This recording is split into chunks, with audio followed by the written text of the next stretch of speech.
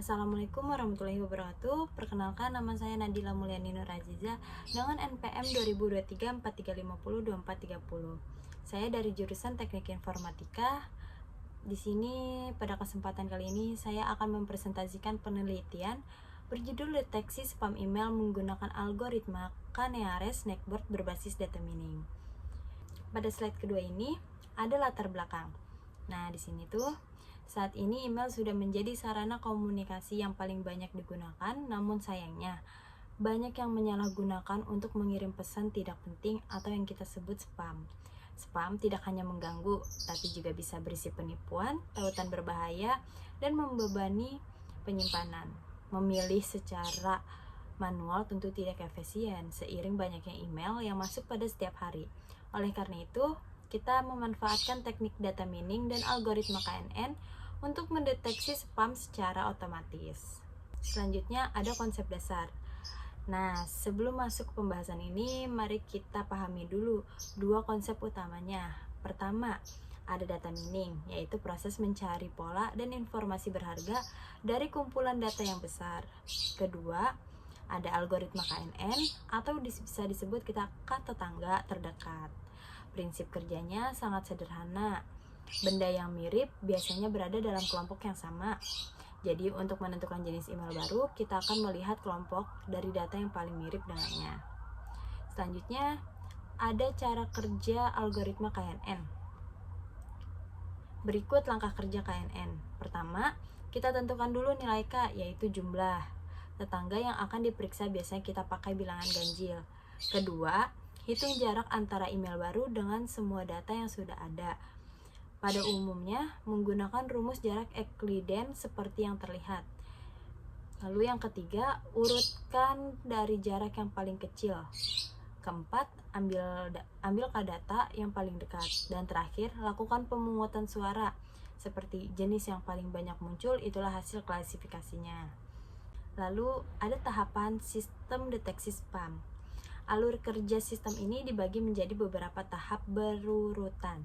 Dimulai dengan pengumpulan database email yang sudah diberi label spam atau bukan.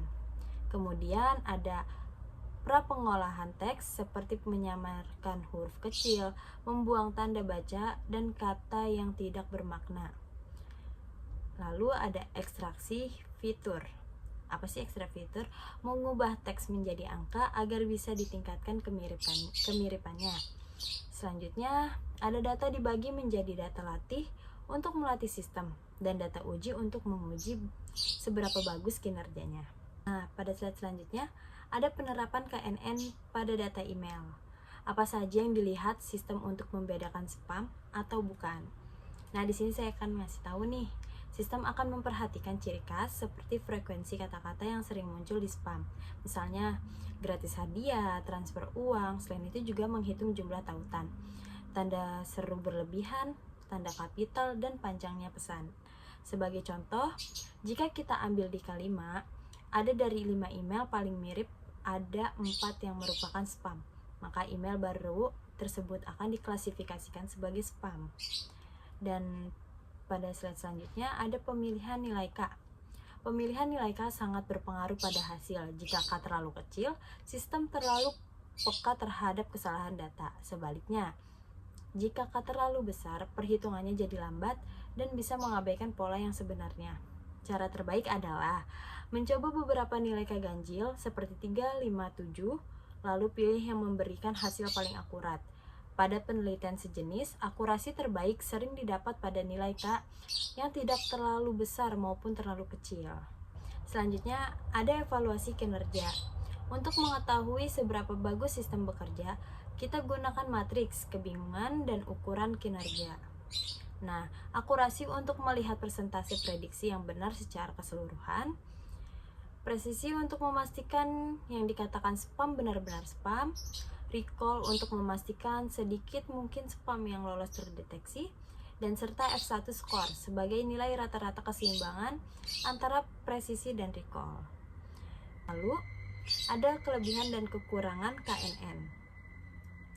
Algoritma KNN memilih keunggulan konsep sederhana, mudah dijalankan, dan tidak butuh pelatihan model yang rumit. Namun, ada juga kekurangannya.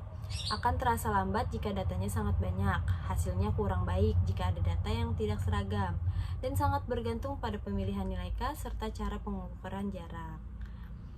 Oke, pada slide selanjutnya ada studi khusus dan hasil.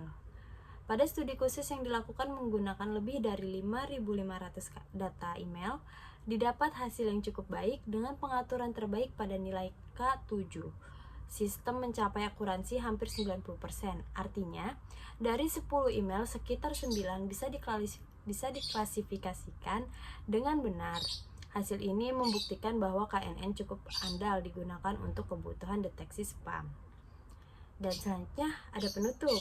Sebagai kesimpulan, algoritma KNN merupakan solusi yang efektif dan mudah diterapkan.